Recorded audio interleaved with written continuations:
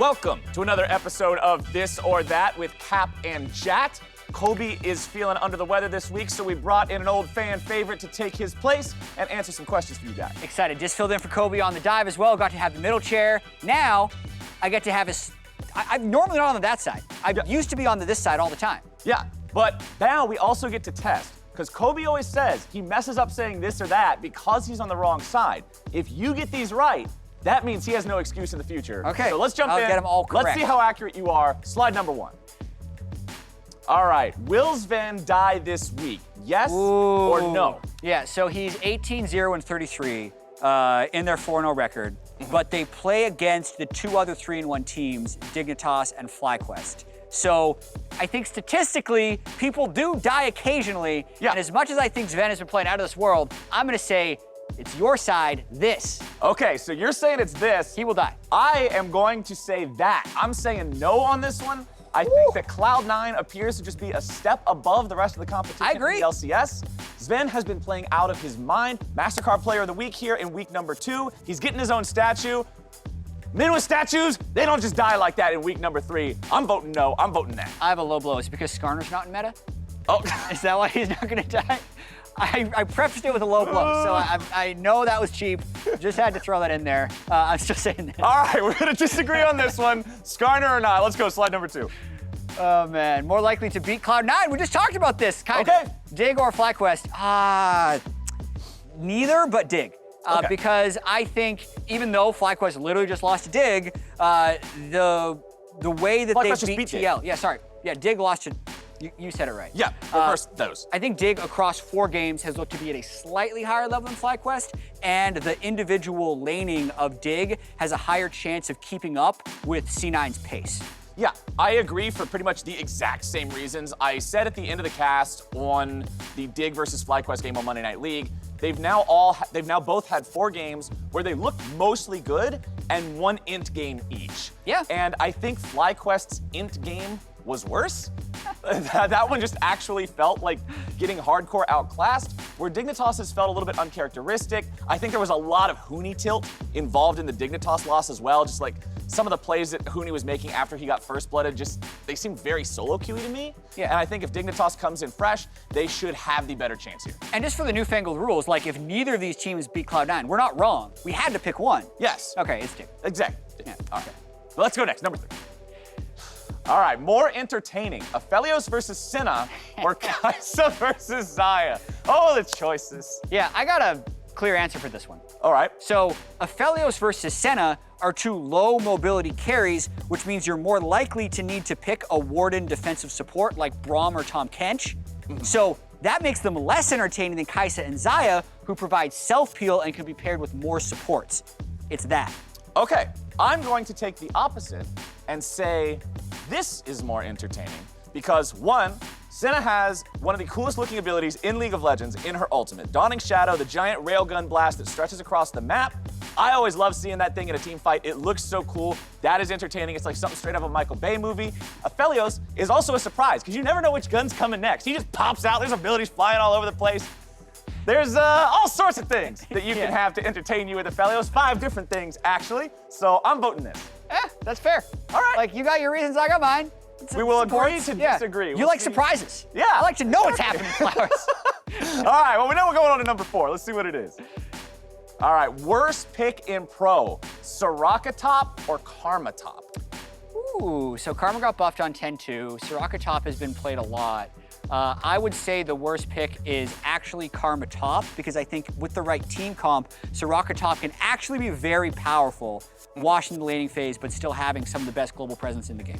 So, I'm kind of torn here on this one, because it says in pro, but it doesn't specify what part of pro. Because if you're like G2 or some super coordinated team, I think this is pretty pog.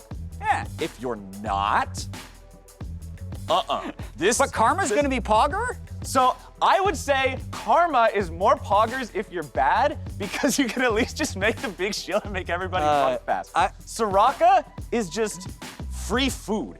If you're bad and you're not coordinated, you got no front line, everything just doesn't feel as good. So I'm going to assume that because it doesn't specifically say G2 or teams on G2 level, that we're including the less than G2 teams and say this is worse?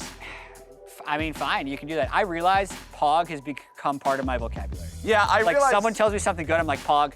Like, I don't know how I feel It about that. happens It's way like when too people often. started saying lol instead of actually laughing. Like, I felt weird about that. The best part is, 100 years into the future, high school students are gonna have to look back at this and study it as part of the evolution of language. Like, how did Keck become a thing? I will Or Lamau LOL. as a ghost when that happens. Oh, no. Let's go next. Okay. Let's go next before we go too far deep into Yeah. this. All right. Will TL beat Cloud9 with Broxa? Yes or no? Well, so I heard that on Thursday, Steve is going to get like a yes or no on whether or not Brox's visa is going to be here, like whether it's approved or not approved. But I think a TL at full strength with the practice Broxa will beat C9. But that's a lot of ifs. Yes. So if we're scorekeeping, I'm going to set a deadline. Okay. If Brox is not here before week 6, Cloud9 will beat them. Okay. I'm going to agree with you on the fact that so much of it depends on how much time he's got, right? Yeah. So I'm not just going to set a line on before week 6 or wherever. I feel like even if he's here before week 6 and he gets there, I'm not sure where in the schedule TL plays C9 at. I need to go back and look at it. But if Brox is only here for a few days beforehand, I don't think it works. I think Cloud9 is really in their momentum right now. Cloud9 is on fire. They just seem to be popping off. They look like our best team. And I think Liquid will obviously be competing with them, 4-time champs, everything like that. But it will need that time you're talking about. So What? I'm gonna say that. I'm gonna say you say that. I'm gonna say no. That almost looks like a different person. Like, I've just been staring at it. Like, the smile Broxa versus the lighting is different, just the way. The hair. I'm not 100% sure that's actually a picture of Broxa. The hair swoops to the other side Okay. as well. Yeah, something is off with this picture. Did you guys hire a Broxa impersonator for that slide? Just to bamboozle Jatt It on one probably is guest appearance? Broxa, but there's something off. I just needed to point that out. All right, so it's probably Broxa, but I don't believe that TL with him will beat Cloud9 in their current state. Yeah. Jatt says it can happen as long as he shows up in Before week time. 6, yep. Before week 6. All right, let's go next. Number 6, better Dragon Soul, Ocean or Infernal? I think both of them can be good. Anecdotally, I'd say I've lost with Infernal Soul. I haven't lost with Ocean Soul before. Okay. Just like it gives you so much freedom to kind of do whatever you want. Whereas if like you miss your spell, Infernal's not doing anything anyway. So just like I think Ocean's a little bit stronger. All right, that's a very good analytical approach to this question, and I'm going to take the complete opposite approach. Because I, like many solo queue players out there, have my biggest weakness in League of Legends being that I am a massive tilt lord. When the game is going south, my brain is going south. So you like the Rift, which leads to the Soul. Yes. This Dragon Soul involves having the therapy dragon there, turning the map into this super serene, super peaceful, cool color tones, rain everywhere, flowers blooming out of the brushes. Yeah. This calms me down. I have played games with my friends before where they ask me, do you want to FF15 this one? Things are going pretty bad. And I tell them, wait for Drake. If it's going to be Ocean Rift, we'll play it out. Otherwise, FF15 it. I'm voting this. So that's the best Rift for you. That just opens up all these questions. Is there a Rift that makes you tilt more? So the one that I like the least is the Cloud one because it essentially gives everybody Skarner's move speed buff on top of his spires, and move speed buffs do not stack really well. You get diminishing returns. So it decreases Skarner's spire power. So Cloud's the worst. Okay. Ocean's That's best. fair. All right, I'm glad let's go that next. worked out. Yeah, we're going next. Slide number 7, I believe. Will COD turn this split around? Have faith or abandon all those who enter here? Ooh. I have conflicting thoughts on CLG. All right, what do you got? As usual. What do you got? They are always performing inverse to your expectations. So it is actually impossible to answer this correctly. So if I tell you that they will turn it around, they will not. If I tell you that they will not turn it around, they will start succeeding. What happens if we both pick opposite things? Then does the one that's truly correct This come screen through? breaks. No, I will say, I currently have 3 CLG stocks of the 9. I'm gonna buy and hold, but I'm gonna tell you that I should sell them because this is a bad decision, which might be enough to let them succeed. So it's that, abandon hope, they suck. Okay, CLG faithful, you're gonna love both of us because I'm also saying they suck, but non-ironically, because I think they're really bad right now. This team very clearly looks to me like a 10th place team. There's Yeah. been a lot of errors on not just individual levels, but team cohesion as a whole. Could they get it back together? Maybe. Will they? I don't believe so. Abandon all hope, ye who enter here. This is an unholy place. We've seen, like, you and I were literally talking about this on the way to this or that. Almost every player on that team has had a moment that makes you just wonder WTF is going on. Ruin with all his ISO deaths. Crown nearly getting solo killed by Ryoma. He did 8% of his team's damage when he played LeBlanc. 8. That's a pretty low number for a LeBlanc. And Smoothie has also been bad. So it's like something is really off with this team. Maybe if they fix that thing, because not all those players are terrible, right? We know that they have been good. They were 3rd place last split at the end of it. But it kind of felt like a miracle run to get there almost. Everyone was surprised. Yeah, answer's still that. Answer's definitely that. Yeah, okay. 100%. Go next. What do we got? More obnoxious Sett's Haymaker damage or Sett's Haymaker shield. Okay, for me, this one's super easy because every single time you see a Sett clip where he's popping off, he's getting kills 1v2, 1v3, whatever, it's always because they've got him down to low HP and they try to dogpile him, they overcommit, and they get baited by a huge shield. Remember, Sett's a juggernaut, he has really high base stats, he builds a ton of health, and the shield can scale up to 50% of that depending on grit. Yeah. The shield is what makes it work. The shield is what makes Sett Sett. I'm going that 10 times out of 10. You know how a lot of these questions are like, what came first, the chicken or the egg? Yeah. The shield definitely comes first. It's literally in the coding without of the shield, the damage wouldn't be there. So it's you would just die. Exactly. It's that. All right, we both agree 100%. It's that. I believe we have one more slide today. Yep. Number 9. What do we got? Would you rather get carried on the... I bet this is Kobe's face like 45 minutes ago. Yeah, this. Yeah.